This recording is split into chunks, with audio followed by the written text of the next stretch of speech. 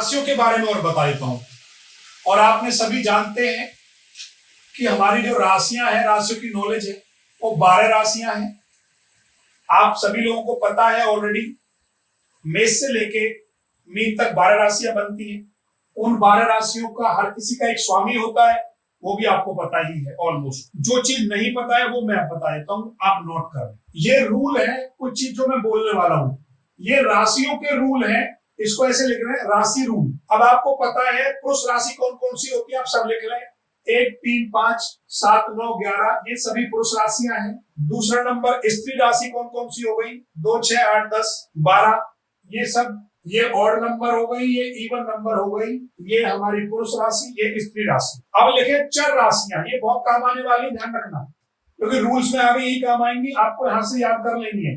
चर राशि कौन कौन सी होती है, 1, 4, 7, 10। आगे लिखे स्थिर राशि 2, 5, 8, 11। स्थिर के बाद लिखे द्विस्वभाव, वर्ड ध्यान से सुनना, द्विस्वभाव। द्विस्वभाव में कौन कौन सी हो गई, 3, 6, 9, 12। द्विस्वभाव का मतलब क्या होता है, जो राशि दो जोड़ों से बनी हो, ए और बी, अर्थात दो चीजों का समन्वय से बनने वाली राशि द्विस्वभाव कहलाती है। 3, 6, 9, 12। अब इसी में लिखे आगे एक और होती है, ये बात अभी नोट कर ले, द्विशरीरी।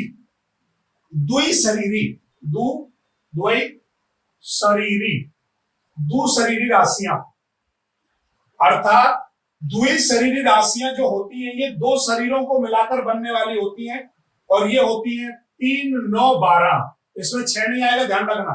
आगे लिखे मानवीय राशि, मानवीय मानव वाली राशियां 3, 6, 7, 11। तीसरी राशि, छठी राशि, 7वीं और 11वीं, इन्हें मानवीय राशि कहा गया है।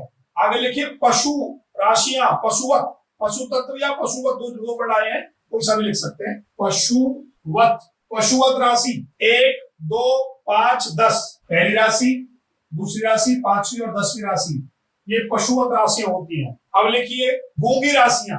गूंगी राशि कौन कौन सी होती है, 4, 8, 12। इनको गूंगी राशियां कहा गया है। 4, 8, 12 ये गूंगी राशियां हैं। एक होती है उग्र राशियां, पहली और 8वीं राशि को उग्र राशि कहा गया है। एक होती है अर्धफलित, अर्धफलित राशियां, ये लिखे नोट करें, 2, 7, 9, 10। अब बाकी तो आपको पता ही है सारी चीजें। अग्नि तत्व लिखे हैं, अग्नि तत्व राशियां हैं 1, 5, 9।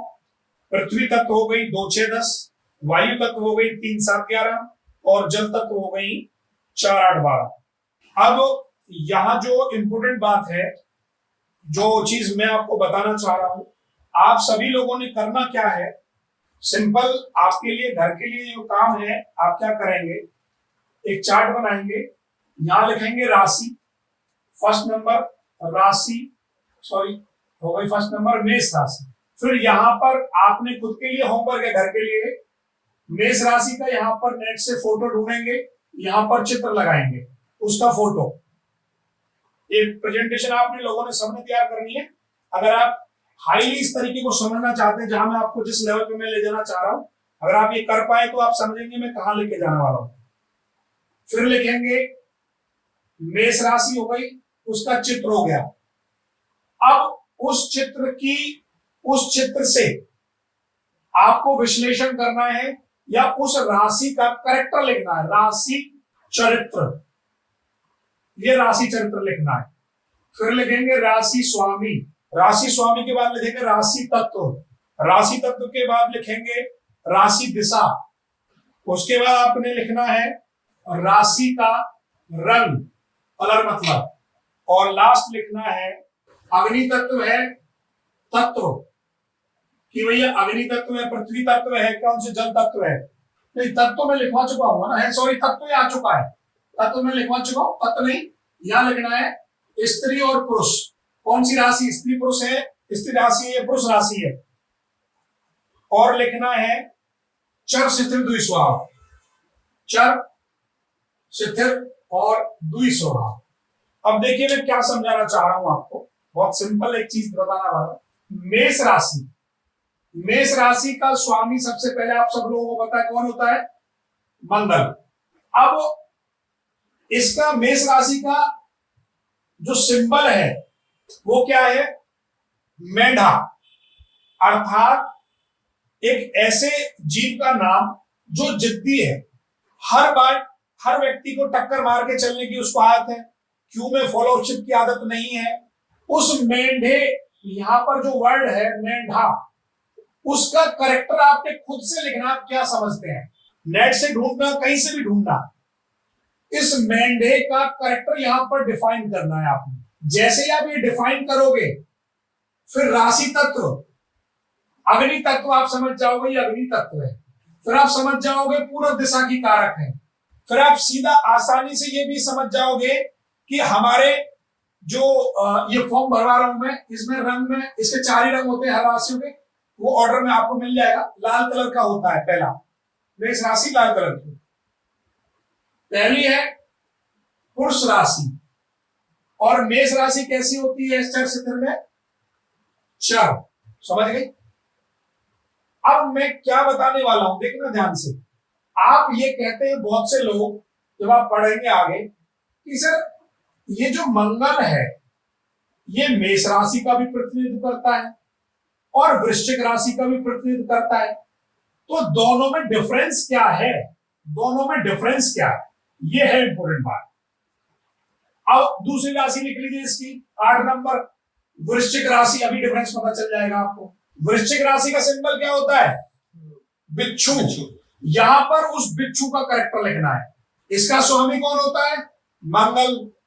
तत्व कौन सा हो गया? नहीं, जल तत्व। ठीक। अब इसी प्रकार से आपने ये पूर्व दिशा भरनी है, कलर भरना है। पुरुष स्त्री में क्या आ जाएगा? स्त्री।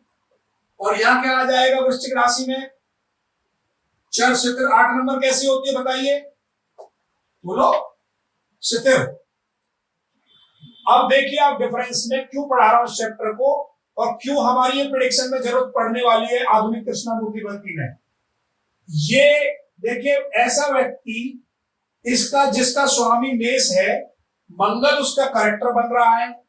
ये जो करेक्टर मेंढे का आया, ये कभी भी लाइन ऑफ क्यू में काम नहीं करता है, हटीला स्वभाव होता है, हर जगह जिद्दी स्वभाव मानता है, और अपने डिसीजन पर कभी भी चर मायने स्थिर नहीं रहता है, बार बार चेंजेबल होता है, और हर समय अपने आप को आग बबूला किए होता है। सेम उल्टा है, वृश्चिक राशि का स्वामी मंगल ही है, परंतु जलप्रिय शांत है। उस अग्नि तत्व कैसी होती है? अशांत। जल तत्व कैसा होता है? शांत। और जीवन में कैसे रिजल्ट लेके आता है? शिथिल वाले। और बस इनके अंदर एक ही कमी होती है कि ये पुरुष होते हुए भी स्त्रियों के गुण लिए होते हैं। लाइक एज ए, जैसे प्रधानमंत्री, वो हर बात में इमोशन ले आएगा, पर अपने काम के लिए बहुत जिद्दी है। क्योंकि बिच्छू क्या होता है? अपने टारगेट को फिक्स रखता है। जो टारगेट उसने जीवन में बना लिया उसे अचीव करके ही मानता है। क्योंकि बिच्छू पहले कभी डंक नहीं मारता जब तक उसे छेड़े ना, और डंक मारेगा तो छोड़ेगा नहीं। तो ये पूरी की पूरी करेक्टर आप कैसे बनाओगे? उस जीव की सिंबलों से हमें मिलता क्या है? उस जीव का करेक्टर मिल जाता है, उस राशि का स्वभाव ऐसा होता है, इसलिए सिंबल बनाए गए। तो अगर आप किसी व्यक्ति की राशि ही जान जाओ तो आप इतना कुछ जान जाओगे कि यार इस व्यक्ति से दोस्ती करें या ना करें। अब हम इस व्यक्ति से दोस्ती करें या इस वाले से करें, बताओ? आप सब लोग आंसर दीजिए, बोलिए। हम मेष वाले व्यक्ति से दोस्ती करें या वृश्चिक वाले से करें? अगर हमारे पास 2 ऑफर है, क्यों? केवल और केवल आप देखिए, दोनों का स्वामी मंगल है, और वो मंगल कैसे डिफरेंस पैदा कर रहा है लाइफ में। यहां वो अग्नि तत्व को रिप्रेजेंट कर रहा है, यहां जल तत्व को कर रहा है। यहां वो स्थिरता नहीं दे रहा, यहां स्थिरता दे रहा है जीवन में। यहां अगर आपने कोई डिसीजन लिया तो वो टिकेगा उस पर। अब आप अपने खुद भी देख सकते हैं, जो हमारे नरेंद्र मोदी जी की लगन है वो वृश्चिक लगन की कुंडली है। ये आपका यही होमवर्क है, 1 से 12 राशियों के सिंबल, उनका करेक्टर लिखना, और ये चार्ट पूरा बनाना, सबने ग्रुप में शेयर करना है अगले 3-4 दिनों में। इससे आपको ये समझ में आ जाएगा कि किस व्यक्ति से हम दोस्ती करें, किस राशि वाले से, और किससे नहीं करें।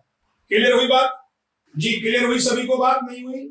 इसी कड़ी में आप सब लोग जब आगे बढ़ेंगे, आपको भावों की आवश्यकता पड़ने वाली है। आप सब लोग जानते हैं 1 to 12 भाव है, और नॉर्थ इंडियन स्टाइल के अंदर जब हम नॉर्थ में पढ़ा रहे हैं तो नॉर्थ इंडियन स्टाइल इसलिए बोलना पड़ रहा है कि यहां भाव फिक्स होते हैं, राशियां फिक्स नहीं होती हैं। किसी भी कुंडली में, जो भी कुंडली आप निर्माण करेंगे, उस कुंडली के अंदर 12 भाव होंगे।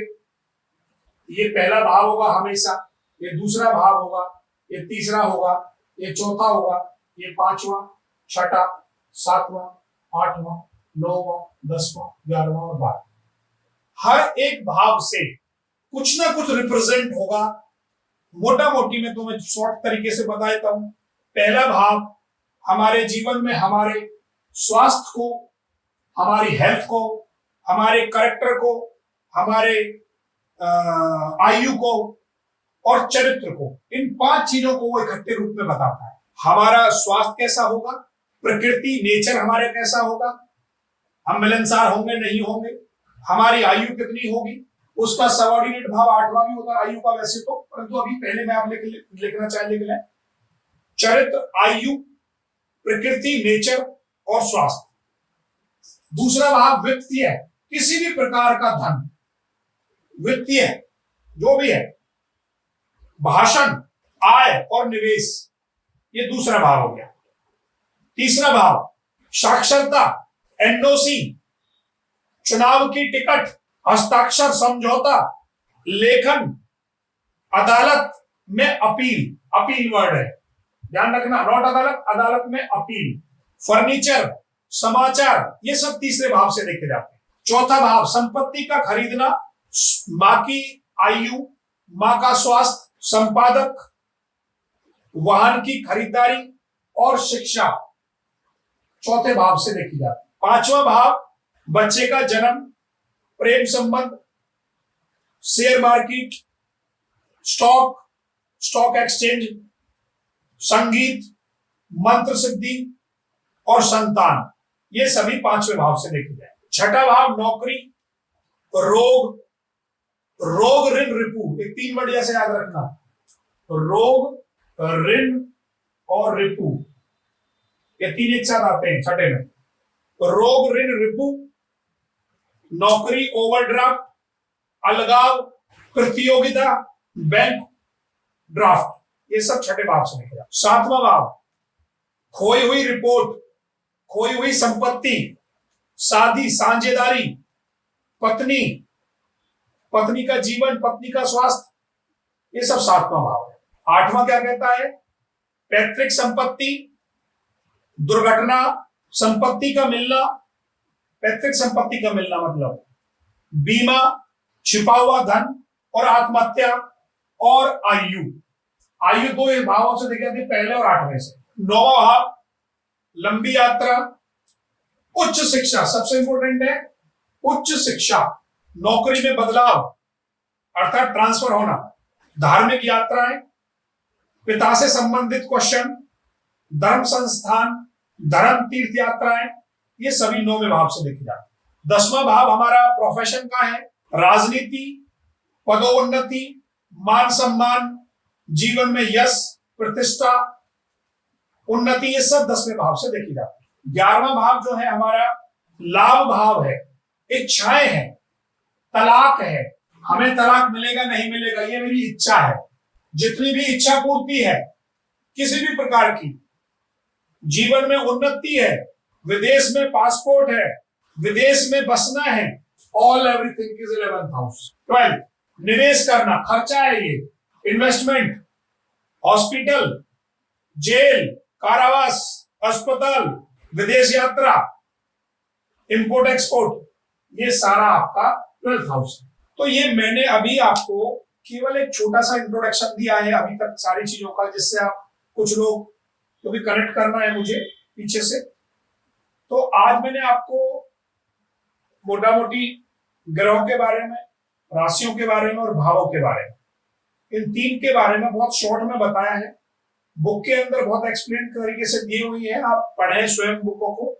और नेक्स्ट जो हमारी अब क्लास होने वाली है, वो क्लास जो होगी वो सीधा सीधा अगली क्लास के अंदर कृष्णामूर्ति पद्धति से कुंडली निर्माण होगा सीधा। उससे पहले थोड़ा सा मुझे बताना पड़ेगा यूनिवर्सल टेबल, अर्थात नक्षत्रों का डिवीजन कैसे करना है। बस ये कराने के बाद ये कुंडली निर्माण पे चले जाएंगे, फिर सीधा प्रेडिक्शन पे आ जाएंगे, सीधा निकाल कर।